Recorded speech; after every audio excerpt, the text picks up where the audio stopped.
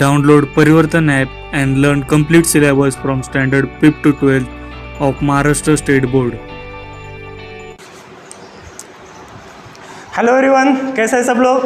Welcome to the super excellence academy. तो last lecture हमारा बचा है, यानी कि लेक्चर नंबर 8। तो इस लेक्चर नंबर 8 में हम डिस्कस करने वाले हैं spectral distribution of a black body radiation. तो लेक्चर नंबर 7 में हमने क्या क्या डिस्कस किया है, थोड़ा 2 मिनट में हम रिवाइज कर लेते हैं। तो हमने देखा था इमिसिव पावर क्या है, what is the emissive power, that is the, उसको हमने रिप्रेजेंट किया था आर से।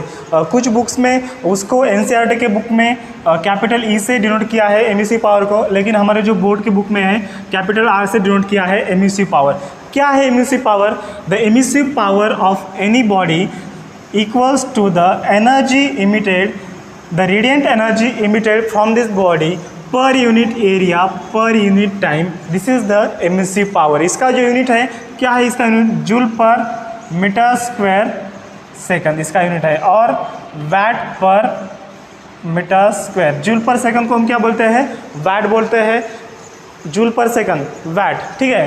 And metre square as it is, तो उसका जो यूनिट है ऐसा unit watt per metre square भी बन सकता है and joule per metre square second भी बन सकता है। तो ये हमने डिस्कस किया था इमिसिव पावर होता क्या है, ठीक है। इमिसिव पावर मतलब इन शॉर्ट, अगर हम आसान भाषा में अगर समझना चाहते हैं इमिसिव पावर क्या होता है, अगर आपको Q/80 नहीं समझता है, अगर आप आसान भाषा में समझना चाहते हैं इमिसिव पावर क्या है, तो कौन सी भी बॉडी की एनर्जी इमिट करने की पावर क्या होती है, एनर्जी इमिट करने की कैपेसिटी क्या होती है, उसके ऊपर डिपेंड होता है एमिसिव पावर। वही होता है इमिसिव पावर। सपोज एक ब्लैक बॉडी है या फिर एक सिल्वर बॉडी है, तो इस वॉच की इमिट करने की, एनर्जी इमिट करने की क्षमता कितनी है भाई, स्ट्रेंथ कितनी है, कैपेसिटी कितनी है, तो उसी को हम बोलते हैं emissive power. That is the energy emitted per unit area per unit time. तो पर यूनिट एरिया में से कितनी एनर्जी इमिट हो रही है, और पर यूनिट टाइम, तो एक स्पेसिफिक समय में कितनी एनर्जी इमिट हो रही है, उसी को हम बोलते हैं emissivity, sorry not emissivity, emissive power, ठीक है। और इसी को दूसरा नाम क्या है, it is also called as the radiant power, radiant power. Then हमने डिस्कस किया था एमिसिविटी होता क्या है, जिसको हम स्मॉल ई से डिनोट करते हैं एमिसिविटी, और coefficient of emission, it is the ratio of emissive power of any body to the emissive power of black body.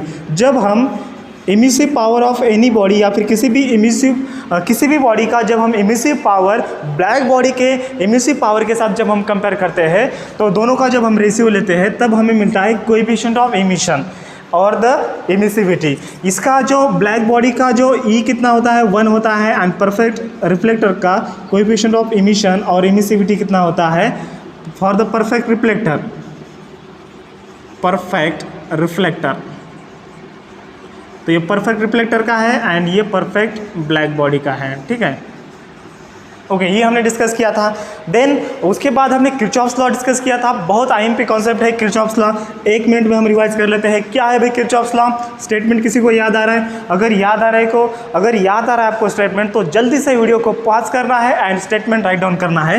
Kirchhoff's का statement, Kirchhoff's law of heat radiation क्या है? Thermal radiation. A = E at the equilibrium condition, at the thermal equilibrium, the coefficient of emission equals to the coefficient of absorption, और the absorptivity equals to the emissivity। लेकिन कौन से condition में? at the thermal equilibrium,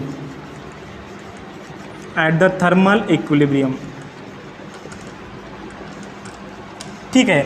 ये था first statement. Then second statement हमने मतलब अगर दूसरे भाषा में अगर हम Kirchhoff's law of heat radiation अगर हम स्टडी करना चाहते हैं, तो दूसरा स्टेटमेंट मैंने क्या दिया था, R/A = RB। क्या है? The emissive power of body, the ratio of emissive power of body to the coefficient of absorption is equal to the emissive power of a black body। ये भी एक किरचॉफ्स का लॉ है। अगर आपने ये स्टेटमेंट पढ़ा और ये स्टेटमेंट पढ़ा, आपको यहाँ पर क्या दिखेगा, कोई भी मतलब इंटरकनेक्शन नहीं दिखेगा, लेकिन इंटरकनेक्शन है।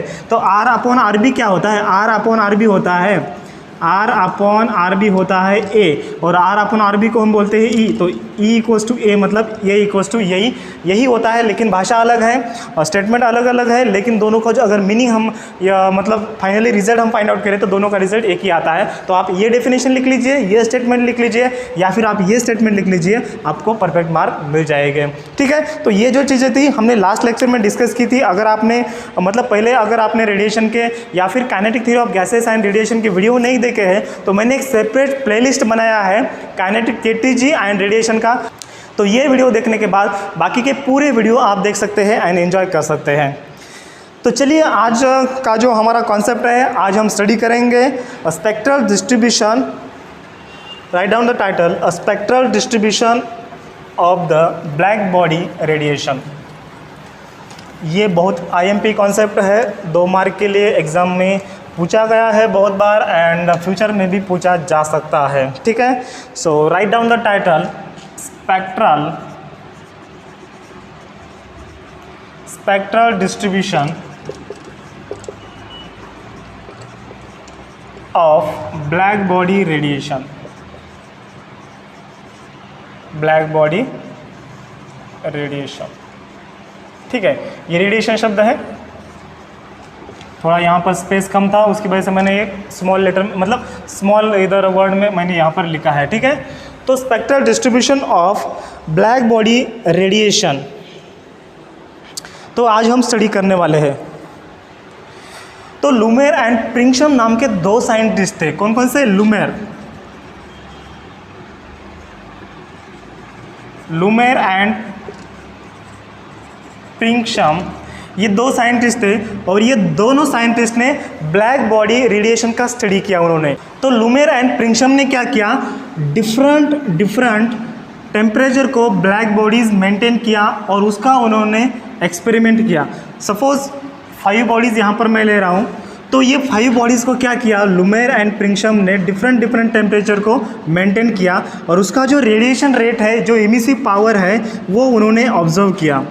इसका टेम्परेचर 3000 है, सेकंड ब्लैक बॉडी का 4000 केल्विन है, फिफ्थ का 5000 केल्विन है, सॉरी थर्ड का, फोर्थ ब्लैक बॉडीज़ का 5500 केल्विन है एंड फिफ्थ ब्लैक बॉडीज़ का 6000 केल्विन है। ठीक है, तो लूमेर एंड प्रिंगशम ने 5 यहाँ पर ब्लैक बॉडीज़ ली है। ये ऑल ब्लैक बॉडीज़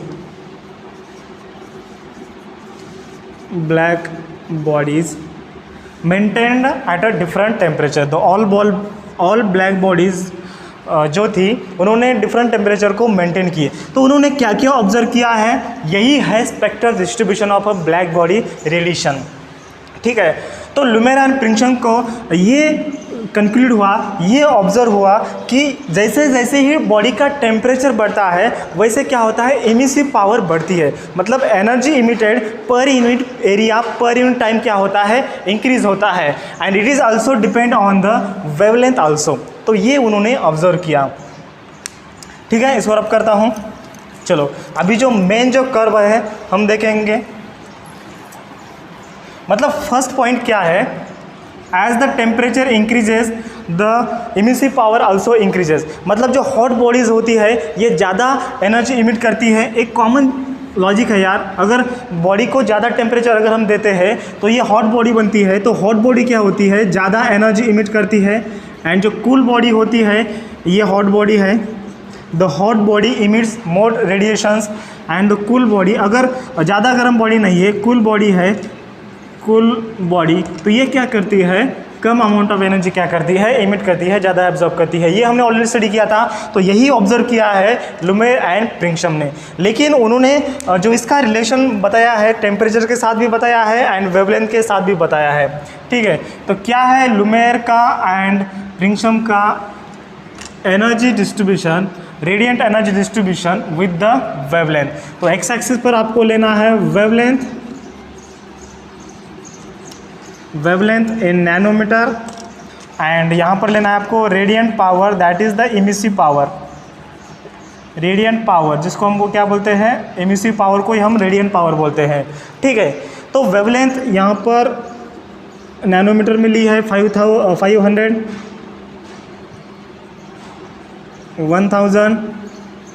1500 देन 2000, 2500 और ये 3000 नैनोमीटर।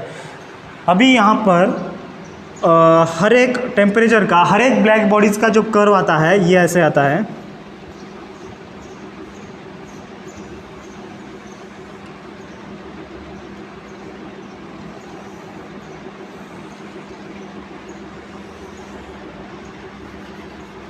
ये जो कर्व होता है ये लेफ़्ट को ज़्यादा क्या होता है, शिफ्ट होता है।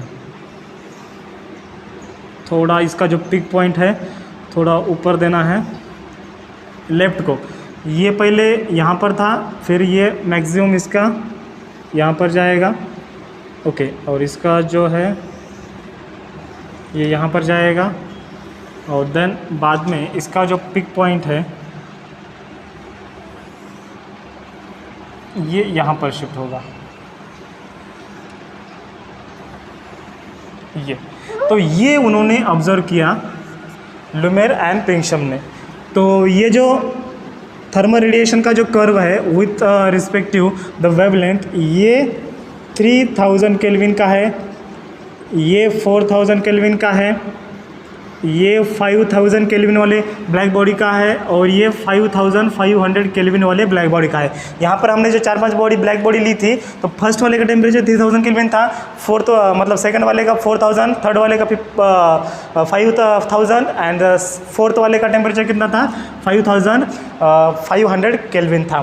तो यहाँ पर क्या क्या चीज़ें ऑब्जर्व होती है ये अभी हम डिस्कस करने वाले हैं, और यही है कंक्लूजन। तो यहाँ पर आपके एक्सरसाइज में, बुक के एक्सरसाइज में एक क्वेश्चन पूछा है, 2 मार्क के लिए भी क्वेश्चन बोर्ड के एग्जाम में पूछा जा सकता है।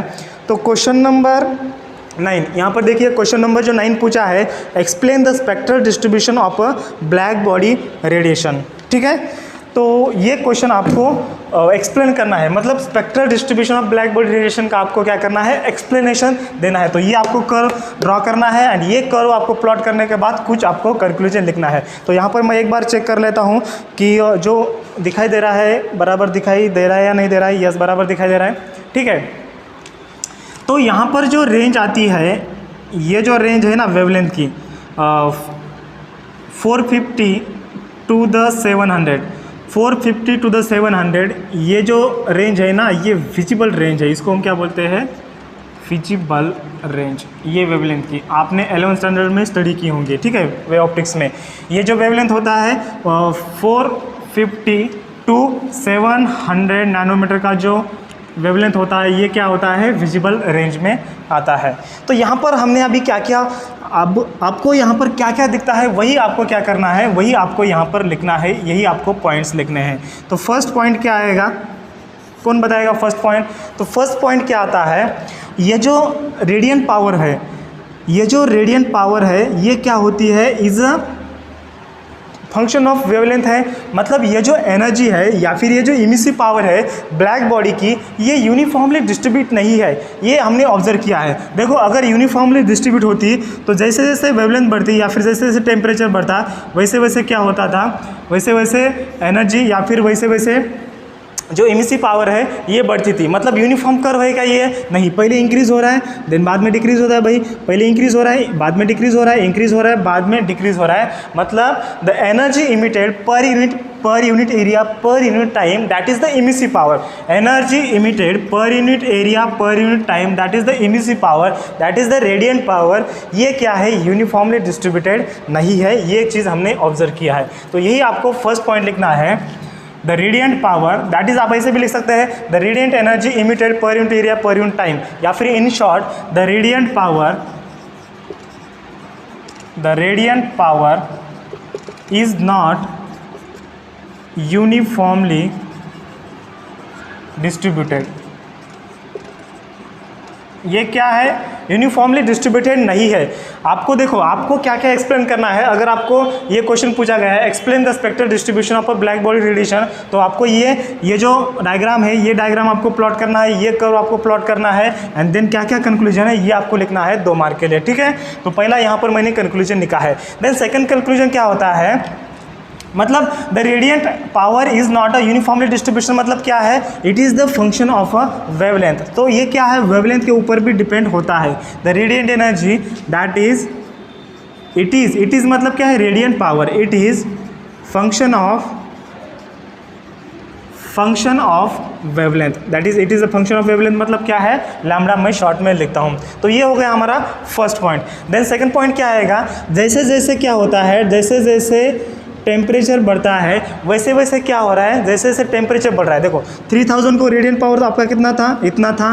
4000 केल्विन को रेडियंट पावर इतना था, 5000 को इतना, और 5500 को रेडियंट पावर इतना। मतलब जैसे जैसे टेम्परेचर बढ़ रहा है वैसे वैसे क्या हो रहा है, आपका रेडियंट पावर भी क्या हो रहा है, बढ़ रहा है। ठीक है, तो ये रेडियंट पावर को मैं यहाँ पर लिखता हूँ इसके नज़दीक। देखो आपको थोड़ा ध्यान देना है। तो जैसे जैसे टेम्परेचर बढ़ रहा है वैसे वैसे क्या हो रहा है, रेडियंट पावर भी बढ़ रहा है। एंड जैसे जैसे आपका वेवलेंथ क्या हो रहा है, जैसे जैसे आपका वेवलेंथ बढ़ रहा है वैसे वैसे रेडियंट पावर पहले इंक्रीज हुआ था, देन बाद में देखो पहले क्या हुआ, इंक्रीज हुआ, पहले बाद में पहले इंक्रीज हुआ। देखो हर एक कर्व में पहले इंक्रीज हुआ इस पॉइंट तक पहले क्या हुआ, इंक्रीज हुआ, देन उसके बाद क्या हुआ, रेडियंट पावर डिक्रीज हुआ। सो आपको यहाँ पर लिखना है as initially wavelength increases, radiant power increases. Initially wavelength increases, radiant power also increases, radiant power मतलब emissive power also increases। ठीक है, एंड देन इनिशियली अगर वेवलेंथ बढ़ता है तो क्या होता है, रेडियंट पावर भी बढ़ता है, बट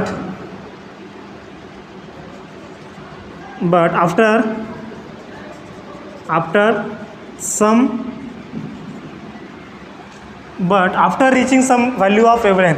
सो अगर एक स्पेसिफिक वैल्यू ऑफ वेवलेंथ तक ये रीच हो गया, देन उसके बाद क्या होता है, as a wavelength increases the radiant power decreases, but from the specific wavelength, from the specific lambda, the radiant power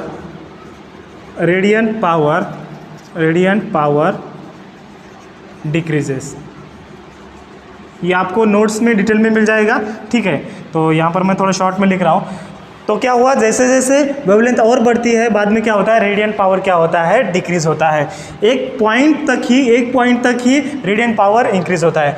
then third point क्या आएगा, ये जो कर्व है ये 3000 केल्विन का कर्व, ये 4000 केल्विन टेम्परेचर का कर्व, ये 5000 केल्विन टेम्परेचर का कर्व। तो इसके अंदर का जो एरिया आता है ना, ये एरिया क्या रिप्रेजेंट करता है, ये जो एरिया आता है ना टोटल एरिया, ये टोटल एरिया जो है ये हमें क्या दर्शाता है, ये हमें क्या इंडिकेट करता है, हमें क्या रिप्रेजेंट करता है।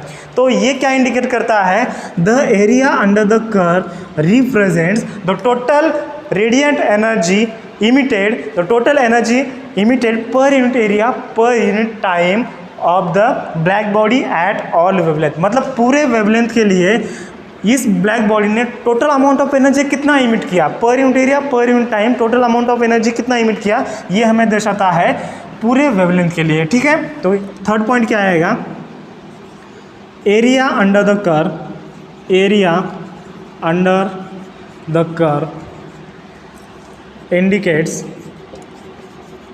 indicates total radiant energy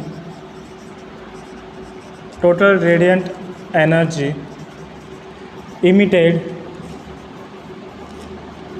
per unit area per unit time for the all the wavelength। अभी मैं यहाँ पर लिख के नहीं दे रहा हूँ, यहाँ पर आपको लिखना है the area under the curve will indicate the radiant energy emitted per unit area per unit time for all the wavelength, per unit time for all lambda, आपको ये लिखना है for all the lambda। ठीक है, तो ये रहा हमारा थर्ड पॉइंट। तो इसका एक स्क्रीनशॉट लीजिए या फिर इसको नोट डाउन कीजिए। कर लिया नोट डाउन, इसको मैं अभी रफ करता हूँ।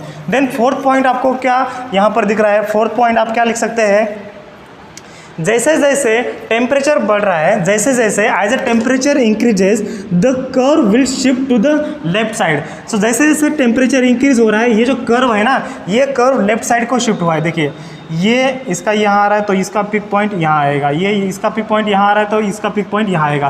सो जैसे जैसे पहले यहाँ पर पिक पॉइंट था, देन उसके बाद यहाँ पर पिक पॉइंट रहा, देन यहाँ पर एंड देन यहाँ पर, मतलब ये जो पिक पॉइंट है ना, ये लेफ्ट को क्या हो रहा है, शिफ्ट कर रहा है। तो कब शिफ्ट करेगा, जैसे जैसे टेम्परेचर इंक्रीज हो रहा है तब। तो ये आपको 4th पॉइंट लिखना है, मैं आपको यहाँ पर लिख के नहीं दूंगा, नोट्स में आपको डिटेल में मिल जाएगा। तो 4th पॉइंट क्या आएगा, as the temperature increases the curve will shift to the left, the peak point will shift to the left and at the peak point हमें क्या दर्शाता है, the peak point shift to the left and at the peak point and peak point हमें क्या indicate करता है, the peak point indicates the maximum radiant energy or the maximum radiant power emitted by this black body at this temperature। तो ये हमें pick point जो है, ये हमें क्या दर्शाता है, ये मैक्सिमम, ये टेम्परेचर को इस बॉडी ने कितना मैक्सिमम रेडिएंट एनर्जी क्या किया है, इमिट किया है, ये हमें दर्शाता है। तो इसी को हम नाम देते हैं, पिक पॉइंट को हम नाम देते हैं लैम्बडा मैक्स। अभी लैम्बडा मैक्स क्या है, मैक्सिमम वेवलेंथ है क्या, नहीं। मैक्सिमम वेवलेंथ देखो यहाँ पर मैक्सिमम वेवलेंथ कहाँ पर है, ये 3000 मैक्सिमम वेवलेंथ है, लेकिन ये मैक्सिमम वेवलेंथ है क्या, ये करीबन 700 के आसपास आती है। तो 700 मैक्सिमम वेवलेंथ है क्या, नहीं। मैक्सिमम वेवलेंथ कितना है, यहाँ पर 3000 है, लेकिन ये जो लैम्बडा मैक्स है, लैम्बडा मैक्स क्या दर्शाता है हमें, the lambda max indicates the maximum radiant power emitted by the black body at this temperature, ये हमें इंडिकेट करता है। तो ये हो गया हमारा 4th नंबर का पॉइंट, ठीक है। तो मैं यहाँ पर मैं लिख के नहीं देता हूँ, नोट्स में आपको डिटेल में मिल जाएगा। देन उसके बाद 5th नंबर का पॉइंट क्या आएगा, 5th नंबर का पॉइंट क्या आएगा, जैसे जैसे टेम्परेचर इंक्रीज होता है, देखो जैसे जैसे टेम्परेचर ब्लैक बॉडी का इंक्रीज होता है, वैसे वैसे क्या हो रहा है, रेडिएंट पावर क्या हो रही है, इंक्रीज हो रही है। तो आपको क्या लिखना है, as temperature of black body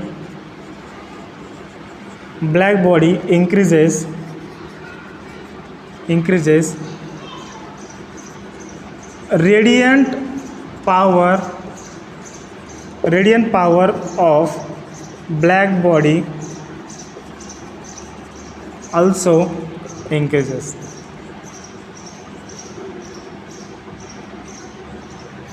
जैसे जैसे टेम्परेचर बढ़ता है, वैसे वैसे क्या होता है, ब्लैक बॉडी का जो रेडिएंट पावर है वो भी क्या होता है, इंक्रीज होता है। एंड लास्ट वाला जो 6th पॉइंट है, ये आप चाहे लिखें न लिखें, आपको मतलब ज़्यादा फर्क नहीं होता है, ठीक है। तो अगर कौन सा भी ऑब्जेक्ट अगर रूम टेम्परेचर को है, मतलब एट द 300 केल्विन, 300 केल्विन मतलब डिग्री में कितना आता है भाई, डिग्री में आता है, इसका अगर हम कन्वर्जन करें तो 27 डिग्री आता है। ये कैसे किया, जब हम डिग्री का केल्विन में करते हैं तब हम +273 लेते हैं, एंड जब हम केल्विन का डिग्री में करते हैं तब हम इसमें से क्या करेंगे, -273 कम करेंगे, सब्सट्रैक्ट करेंगे तो कितना बचता है, 300 - 273 27 बचता है। तो एट द 27 डिग्री सेल्सियस, मतलब एट द रूम टेम्परेचर, ये जो ब्लैक बॉडी है एनर्जी कितना इमिट करेगा, बहुत कम अमाउंट ऑफ एनर्जी क्या करेगा, वो इमिट करेगा। मतलब at the 300 kelvin, that is the at the room temperature, the black body will emits a very lower amount of radiant energy और द रेडिएंट पावर, एंड ये जो एनर्जी इमिट करेगा उसका जो लैम्बडा रहेगा, लैम्बडा क्या रहेगा, लॉन्गर वेवलेंथ, ये क्या करेगा, इमिट करेगा। मतलब इट इमिट्स लॉन्गर वेवलेंथ, मतलब लॉन्गर वेवलेंथ इमिट करेगा। कितना वेवलेंथ, 5 × 10⁻⁻⁶ मीटर। मतलब इसको अगर हम नैनोमीटर में कन्वर्ट करें तो 5000 नैनोमीटर इतना ये वेवलेंथ, इतना वेवलेंथ का ये जो एनर्जी है क्या करेगा, ये इमिट करेगा। मतलब 5000 कहाँ पर आएगा, यहाँ पर आएगा 5000। तो यहाँ पर हम गेस कर सकते हैं इसका जो रेडिएंट पावर है बहुत कम है। अगर टेम्परेचर 3000 बहुत ज़्यादा है तो उसका रेडिएंट पावर 5000 वेवलेंथ के लिए कितना आ रहा है, बहुत कम आ रहा है। अगर टेम्परेचर 27 रहेगा तो उसका वेवलेंथ कितना आ रहा है, 5000 नैनोमीटर आ रहा है। तो 5000 नैनोमीटर के लिए मतलब ये जो लॉन्गर वेवलेंथ के लिए जो एमिसिव पावर रहेगा बहुत कम रहेगा, नियरली इक्वल टू नेग्लिजिबल ही रहेगा, ज़्यादा नहीं रहेगा। ठीक है, तो ये लॉन्गर वेवलेंथ है, कितनी वेवलेंथ है लॉन्गर वेवलेंथ, 5000 नैनोमीटर है। और ये जो वेवलेंथ है, ये वेवलेंथ कौन सी होती है, इंफ्रारेड वेवलेंथ होती है। और मोस्ट ऑफ इसका जो कलर होता है कौन सा होता है, रेड कलर होता है। तो ये हो गया हमारा spectral distribution of a black body. आ गया सबको समझ में? अगर क्वेश्चन पूछा है बोर्ड एग्जाम में तो ये आपको ग्राफ प्लॉट करना है, एंड देन आपको इस ग्राफ में जो भी दिख रहा है आपको 5-6 पॉइंट यहाँ पर ऐसे लिखने हैं। ठीक है, नोट्स में आपको डिटेल में पूरे मिल जाएंगे। तो अभी इस spectral distribution of black body का जो कि लुमेर एंड प्रिंगसम, इसको नोट डाउन किया है, इसको मैं रब करता हूँ, जो कि लुमेर एंड प्रिंगसम नाम के 2 साइंटिस्ट ने इसको यहाँ पर एक्सपेरिमेंट करके यहाँ पर प्लॉट किया है। देखिए अगर हम थ्योरेटिकल प्रूफ की अगर बात करें, अगर हम फार्मूला की बात करें तो प्रिंगसम एंड लुमेर के पास ऐसा कोई फार्मूला नहीं था। देन उसके बाद ये जो ड्रॉबैक्स हटाने के लिए वेन्स नाम के साइंटिस्ट ने इसके ऊपर स्टडी किया, ब्लैक बॉडी रेडिएशन के ऊपर स्टडी किया, एंड उसने एक एम्पिरिकल फार्मूला हमें दिया। तो हम आगे मतलब स्टडी करने वाले हैं इसी लेक्चर में वेन्स डिस्प्लेसमेंट लॉ क्या है। बहुत आईएमपी है, ये भी हम स्टडी करने वाले हैं। लेकिन वेन्स ने एक हमें फार्मूला दिया है, एक एम्पिरिकल फार्मूला दिया हमें, लेकिन वो जो फार्मूला है ये फार्मूला शॉर्टर वेवलेंथ के लिए ही लागू होता है, for the shorter wavelength only. अगर लॉन्गर वेवलेंथ है तो ये जो फार्मूला है, जो भी फार्मूला दिया है वेन्स ने, ये अप्लाई नहीं होगा, ये फिट नहीं होगा। देन उसके बाद Rayleigh and sir James Jeans, ये 2 साइंटिस्ट ने स्टडी किया, एंड देन उसने एक फार्मूला बताया। वो जो फार्मूला है सिर्फ लॉन्गर वेवलेंथ के लिए ही अप्लाई होता है, फॉर द लॉन्गर वेवलेंथ के लिए ही अप्लाई होता है। फॉर द शॉर्टर वेवलेंथ ये फार्मूला जो रिले ने दिया ये लागू नहीं होता है, ये फिट नहीं होता है। सो it will suit for the or it will fit for the longer wavelength only, it will not fit for the shorter wavelength। तो वेन्स का भी था एक लिमिटेशन ही था यार, शॉर्टर वेवलेंथ के लिए अप्लाई होता था, लॉन्गर वेवलेंथ के लिए नहीं। और ये जो रिलेस ने दिया था लॉन्गर वेवलेंथ के लिए अप्लाई होता था, ये फॉर्मूला फिट होता था, लेकिन शॉर्टर वेवलेंथ के लिए नहीं। तो ये भी दोनों भी क्या है, ये भी परफेक्ट फार्मूले नहीं थे। देन उसके बाद फाइनली स्टडी किया प्लैंक्स ने स्टडी करके ये दोनों मॉडल को उसने स्टडी किया, एंड फाइनली एक फार्मूला उसने दिया है। ये जो फार्मूला दिया है प्लैंक्स ने, ये हमारे सिलेबस में नहीं है, बीएससी के सिलेबस में है।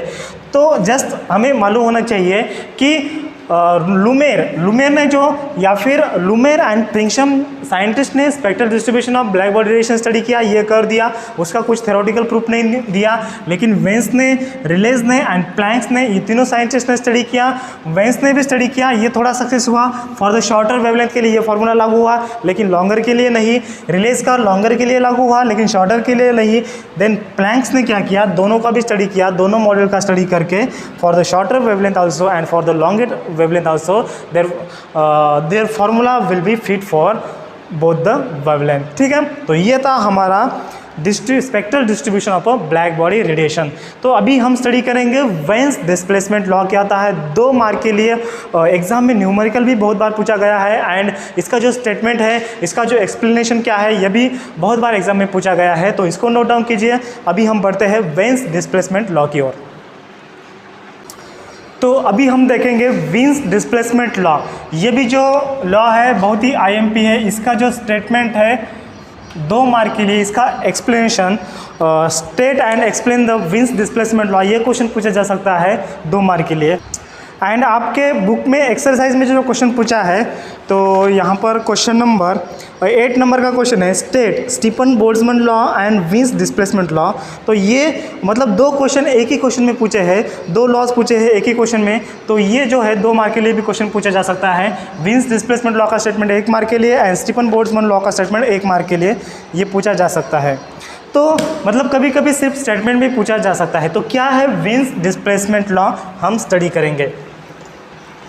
तो लुमेर एंड प्रिंगसम ने हमें spectral distribution of black body radiation एक कर्व दिया, एक स्पेक्ट्रल डिस्ट्रीब्यूशन दिया। देन उसका फर्दर स्टडी करके वेन्स नाम के साइंटिस्ट ने एक हमें एम्पिरिकल रिलेशन दिया, मतलब एक इसका थ्योरेटिकल प्रूफ दिया। तो क्या है इसका statement, lambda max is inversely proportional to the absolute temperature. अभी लैम्बडा मैक्स क्या है, एक ऐसी वेवलेंथ है जिस वेवलेंथ को ब्लैक बॉडी का जो एमिसिव पावर क्या होता है, मैक्सिमम होता है। अभी अभी हमने इस कर्व में देखा था लैम्बडा मैक्स क्या होता है,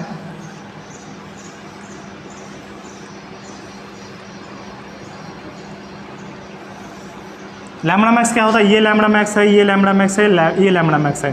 तो ये जो लैम्बडा मैक्स क्या होता है, इस वेवलेंथ को एमिसिव पावर क्या होता है, एमिसिव पावर मतलब आर क्या होता है, ज़्यादा होता है। ये वेवलेंथ को कम है, ये वेवलेंथ को कम है, इस वेवलेंथ को कम है, और ये जो वेवलेंथ है इसको हम क्या बोलते हैं, lambda max.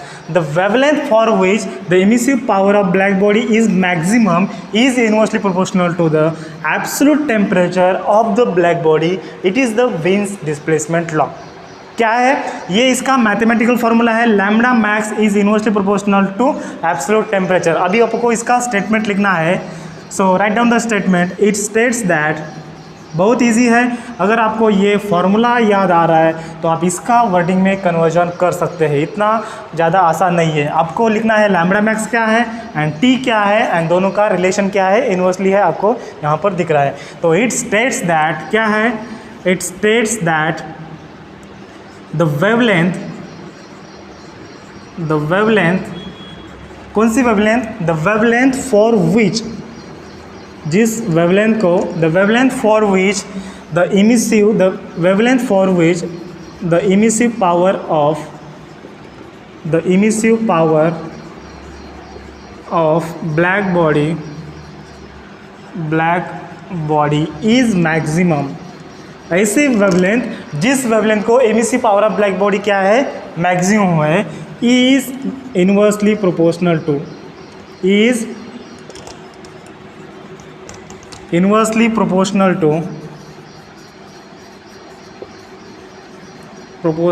To absolute temperature. किसका भाई, ब्लैक बॉडी का absolute temperature of black body, यही है विन्स डिस्प्लेसमेंट लॉ। तो ये आपको स्टेटमेंट लिखना है एंड 1 मार्क आपको मिल जाएगा। एंड अगर आपने इसका एक्सप्लेनेशन दिया तो 1 मार्क मिल जाएगा, मतलब आपके यहाँ पर 2 मार्क क्या हो जा रहे हैं, फिक्स हो जा रहे हैं, ठीक है। और ये आईएमपी कॉन्सेप्ट है। तो क्या है Wien's displacement law, lambda max is inversely proportional to T, ठीक है, टेम्परेचर। तो यहाँ पर क्या आएगा, lambda max is inversely proportional to temperature. तो ये इनवर्सली प्रोपोर्शनल साइन हटाने के लिए हम एक कांस्टेंट लेते हैं जिसका नाम है बी। तो स्मॉल बी क्या है, प्रोपोर्शनैलिटी कांस्टेंट, जिसको हम बोलते हैं wins constant.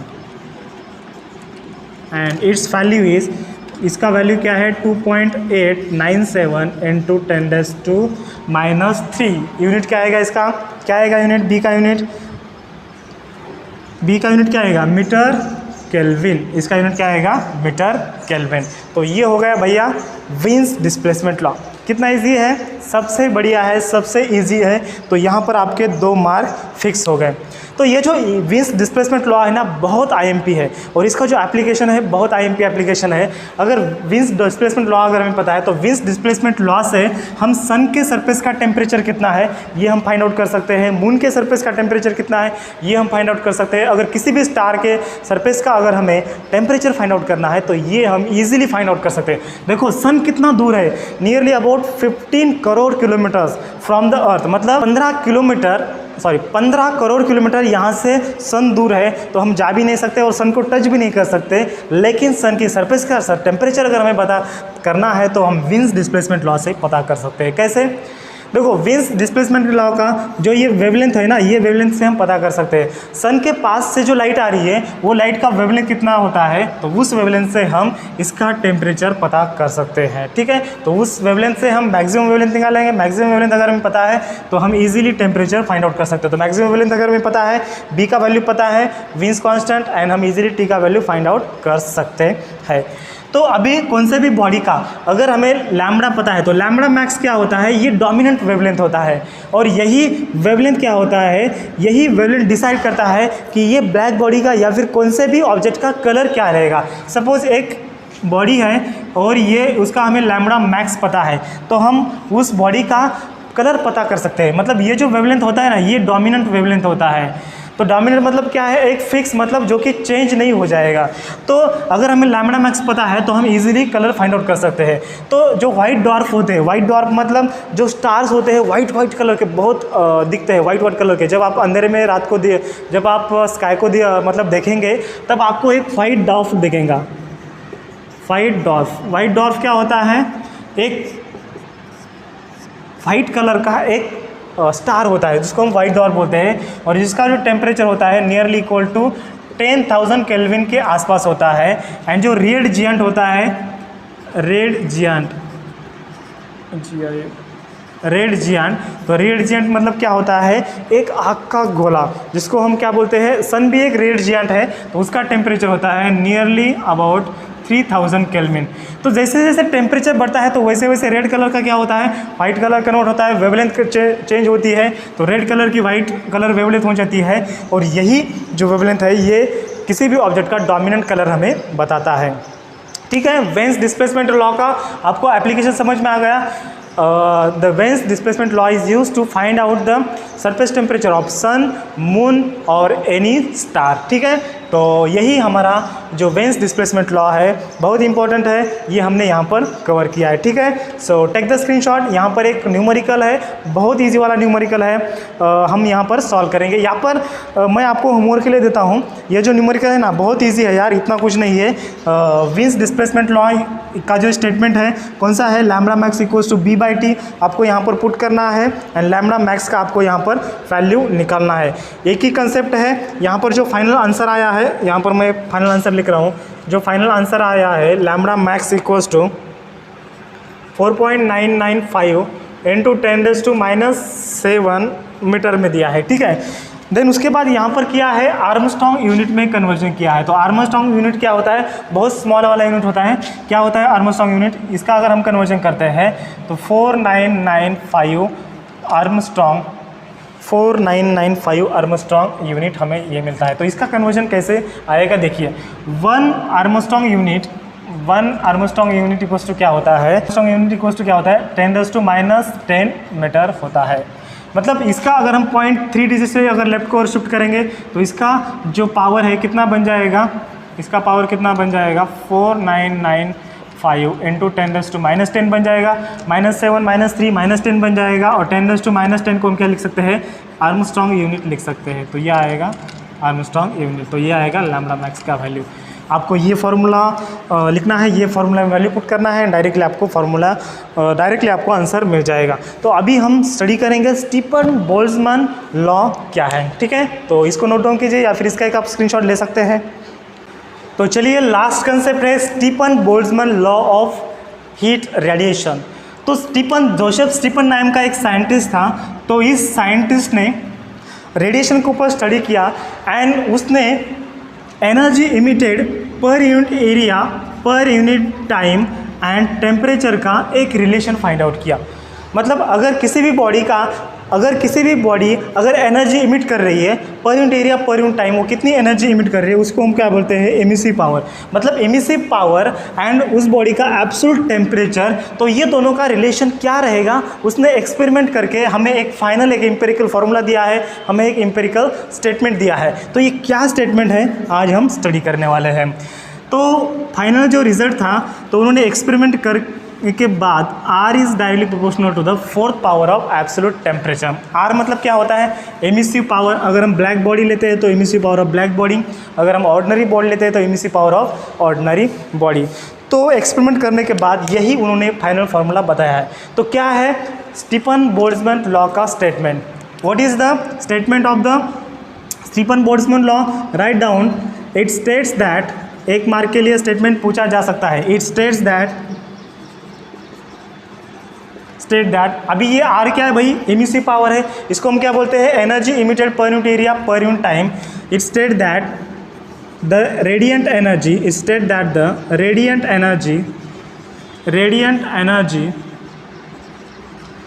Emitted per unit area per unit time of black body black body, ये मतलब वो क्या रहा भाई, आर रहा, तो आर मतलब इतना लिखने का, ठीक है। Is directly proportional to, is directly proportional to, is directly proportional to, proportional to क्या है, directly proportional to the fourth power of T, T मतलब absolute temperature, is directly proportional to fourth power of absolute temperature of किसका भाई, black body का, of absolute temperature of black body, ठीक है। तो ये स्टेटमेंट आपको लिखने का है और आपको 1 मार्क मिल जाएगा। अगर आपको क्वेश्चन पूछा गया state and explain Stephen Boltzmann law of heat radiation और रेडिएशन, ये क्वेश्चन 2 मार्क के लिए पूछा जाएगा। एंड अगर आपको सिर्फ ऐसे ही बोला right down the statement of Stephen Boltzmann law, ये क्वेश्चन 1 मार्क के लिए पूछा जाएगा, ठीक है। तो अभी ये प्रोपोर्शनैलिटी साइन हम हटा देते हैं, तो क्या आएगा, आर इक्वल्स टू एक प्रोपोर्शनैलिटी कांस्टेंट जिसको हमने यहाँ पर सिग्मा लिया है, सिग्मा इंटू 10⁴ आएगा। और ये सिग्मा क्या है, सिग्मा है स्टीफन बोल्ट्जमैन कांस्टेंट, ठीक है। It is a proportionality constant और स्टीफन बोल्ट्जमैन कांस्टेंट, तो इसका जो वैल्यू है क्या है, इसका वैल्यू 5.67 इंटू 10⁻⁸। अभी इसका यूनिट क्या आएगा, इसका ऐसा यूनिट सिग्मा का, इसका यूनिट क्या है, एमिसिव पावर का joule per metre square second, और इसका T⁻² मतलब K⁻⁴ आएगा। तो इसका जो यूनिट है joule into metre second -1 and K⁻⁻⁴ इसका यूनिट आएगा। तो जूल पर सेकंड को हम वैट लिख सकते हैं, और 5.67 इंटू 10⁻⁸ वैट मीटर⁻² K⁻⁻⁴ हम यहाँ पर लिख सकते हैं, ठीक है। नीचे मैं लिख रहा हूँ वैट मीटर⁻² एंड K⁻⁻⁴। अब इसका डायमेंशन क्या आएगा, L0 M1 T-3, ये हमारा एमिसिविटी का डायमेंशन, एमिसिव पावर का डायमेंशन। देन उसके बाद ये K क्या आएगा, -4 आएगा। ये रहेगा R का मतलब स्टीफन बोल्ट्जमैन कांस्टेंट जो है, स्टीफन बोल्ट्जमैन कांस्टेंट का क्या है, ये डायमेंशन और ये यूनिट और ये इसका वैल्यू। कभी कभी एमसीक्यू में ये पूछा जा सकता है, तो इसको आपको नोट डाउन करना है, ठीक है। किया नोट डाउन, रब कर दो इसको, स्टेटमेंट लिखना है, ओके। देन स्टीफन जोसेफ ने ये जो एक्सपेरिमेंट करने के बाद एक फाइनल स्टेटमेंट दिया, मतलब एमिसिव पावर और द एनर्जी और the radiant energy emitted per unit area per unit time, ये सिर्फ टेम्परेचर के ऊपर ही डिपेंड होता है। अगर ब्लैक बॉडी का अगर हम ले तो सिर्फ टेम्परेचर के ऊपर ही डिपेंड रहता है, मतलब emissive power of black body is only depend on the temperature, only depend on the temperature. Emissive power मतलब क्या होता है, रेडिएंट एनर्जी पर unit area per unit time only depends on the absolute temperature, it is not dependent on the colour material, it is not depend on the colour and material of the black body. तो सिर्फ ये temperature के ऊपर ही depend रहता है, that is the R is directly proportional to T⁻⁴, R equals to sigma into T⁻⁴। तो अभी हमें न्यूमेरिकल में पूछा जा सकता है energy, find out the energy emitted by the body. तो क्या आएगा एनर्जी इमिटेड का फॉर्मूला, तो R को हम कैसे लिख सकते हैं, Q/AT लिख सकते हैं। तो Q/AT equals to sigma into T⁻⁴। तो Q इक्वल्स टू फार्मूला क्या आएगा, Q equals to sigma AT into T⁻⁴ आएगा। अगर हमें न्यूमेरिकल में पूछा गया कि find out the energy emitted of the black body, तो Q इक्वल्स टू क्या है, sigma into AT into T⁻⁴ आएगा, ठीक है। तो ये रहा ब्लैक बॉडी के लिए गए। अगर हम ऑर्डिनरी बॉडी की अगर बात करें तो R को हम कैसे लिख सकते हैं, E इक्वल्स टू क्या है, E इक्वल्स टू R/RB है। तो इस ये R मतलब क्या होता है, ये R मतलब ब्लैक बॉडी मतलब RB का होता है। तो इस R को हम कैसे लिख सकते हैं, इस RB को हम कैसे लिख सकते हैं, R/E लिख सकते हैं। तो यहाँ पर अगर हमने R/E लिखा तो फॉर द ऑर्डिनरी बॉडी, यहाँ पर आपको लिखना है for ordinary body, ordinary body मतलब कौन से भी बॉडी के लिए energy emitted per unit area per unit time क्या आएगा, energy emitted per unit area per unit time equals to, ये हम ब्लैक बॉडी के लिए लिखते हैं तो RB आप लिख सकते हैं। बुक में डायरेक्टली R दिया है तो आप RB यूज़ कर सकते हैं, लेकिन ये ब्लैक बॉडी का है पहला वाला, R equals to sigma into T⁻⁴। अभी ऑर्डिनरी बॉडी के लिए क्या आएगा, ये RB इधर चला गया एंड ये जो ई है यहाँ पर चला गया, तो क्या आएगा, इस आर बी की जगह पर हमें क्या पुट करना है, आर अपॉन ई पुट करना है, R upon E equals to sigma into T raise to 4। तो for the ordinary body energy emitted per unit area per unit time equals to E into sigma into T raise to 4 आएगा। क्या आएगा, ई आएगा, और ई क्या है, coefficient of emission और the coefficient of emissivity, और इसको हम डायरेक्टली इमिसिविटी भी बोल सकते हैं। ठीक है, ये आएगा formula for the ordinary body energy emitted per unit area per unit time और the emissive power of the ordinary body. ठीक है, तो यहाँ पर अगर किसी भी ब्लैक बॉडी को अगर हमने सराउंडिंग में अगर हमने रख दिया, ये एक ब्लैक बॉडी है, सपोज इसका जो टेम्परेचर है बहुत ज़्यादा है सराउंडिंग से, सपोज इसका टेम्परेचर है 500 केल्विन है। ठीक है, तो इस 500 केल्विन को केल्विन टेम्परेचर के ब्लैक बॉडी को क्या किया, हमने सराउंडिंग में रखा, और जिसका टेम्परेचर कितना है, सिर्फ 300 केल्विन है। मतलब सराउंडिंग का टेम्परेचर T0 है और ब्लैक बॉडी का टेम्परेचर कितना है, T डिग्री सेल्सियस है और फिर T केल्विन है। तो दोनों का जो डिफरेंस रहेगा, तो नेट जो एनर्जी लॉस या फिर एनर्जी गेन कितना रहेगा हमें फाइंड आउट करना है। तो कैसे फाइंड आउट करेंगे हम, तो अकॉर्डिंग टू दिस फार्मूला, तो क्या आएगा, अकॉर्डिंग टू दिस फार्मूला इस ब्लैक बॉडी का R equals to sigma into T raise to 4 आएगा। एंड सराउंडिंग का क्या आएगा, मतलब heat emit to the surrounding, heat emit मतलब emissive power of the black body क्या आएगा, ये आएगा। And heat absorb from the surrounding कितना आएगा, अगर हम हीट एब्जॉर्ब फाइंड आउट करेंगे तो R इक्वल्स टू क्या आएगा, एब्जॉर्प्शन, मतलब अगर हम एब्जॉर्प्शन फाइंड आउट करते हैं तो अमाउंट ऑफ एनर्जी एब्जॉर्ब, यहाँ पर ही लिखूँ, चलो ठीक है यहाँ पर लिखता हूँ, the amount of energy absorb from surrounding. तो सराउंडिंग से अमाउंट ऑफ एनर्जी कितना एब्जॉर्ब हो रहा है, वही equals to sigma into T0 raise to 4 आएगा, और जो ये टेम्परेचर आएगा ये सराउंडिंग का टेम्परेचर आएगा। ठीक है, तो हीट लॉस कितना हो रहा है, इतना हो रहा है, मतलब heat emitted to the surrounding, heat radiated to the surrounding, heat surrounding को कितना गया, sigma into T raise to 4, और सराउंडिंग से कितना हीट लिया, एब्जॉर्ब कितना किया, sigma into T0 raise to 4। तो दोनों का अगर हमें हीट लॉस करना है, तो हीट लॉस अगर हमें फाइंड आउट करना है तो नेट हीट लॉस क्या आएगा, net heat loss to surrounding, net heat loss to surrounding. Surrounding को क्यों, क्योंकि सराउंडिंग का टेम्परेचर क्या है, कम है, तो net heat loss to the surrounding क्या आएगा, दोनों का डिफरेंस आएगा, तो क्या आएगा, equals to sigma into T4 raise to 4 minus T0 raise to 4, ये आएगा ब्लैक बॉडी का। अगर हम ऑर्डिनरी की ब्लैक बॉडी का या फिर अगर हम सिर्फ ऑर्डिनरी बॉडी का अगर हम net heat loss find out कर रहे हैं, तो net heat loss for the ordinary body क्या आएगा, for the ordinary body net heat loss क्या आएगा, सेम आएगा, नेट हीट लॉस, यहाँ पर मैं लिखता हूँ नेट हीट लॉस क्या आएगा, सिर्फ यहाँ पर E आएगा और ये बाकी का फॉर्मूला एज इट इज़ आएगा, sigma into T raise to 4 minus T0 raise to 4। और ये E क्या होता है, ऑलवेज लेस देन 1 होता है, मतलब net heat loss to the surrounding of a ordinary body क्या आएगा, always less than the net heat loss to the surrounding of a black body. मतलब इसका जो नेट हीट लॉस है ऑलवेज कम आएगा, इसका ब्लैक बॉडी का ज़्यादा आ रहा है। क्यों ज़्यादा आ रहा है, क्योंकि ये परफेक्ट क्या है, ये इमिटर है, मतलब ये क्या है, इमिसिव पावर इसका ज़्यादा होता है ब्लैक बॉडी का।